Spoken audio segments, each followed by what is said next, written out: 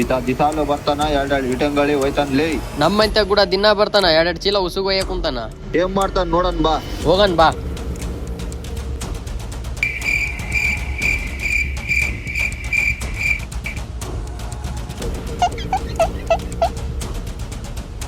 ಎರಡೆರಡು ಇಟಂಗಳಿ ತಂದು ಅರ್ಧ ಮನಿ ಕಟ್ಸಿಬಿಟ್ಟ ನೋಡು. ನೋಡಪ್ಪ ನಿನ್ ಎಳ್ಳೆಲ್ಲ ಇಲ್ಲೇ ಅದಾವ. ನೋಡಪ್ಪ ನಿನ್ ಉಸುಗ್ ಕೂಡ ಇಲ್ಲೇ ಐತ್ ನೋಡು. ಏನಣ್ಣ ನೀವಿಲ್ಲಿ?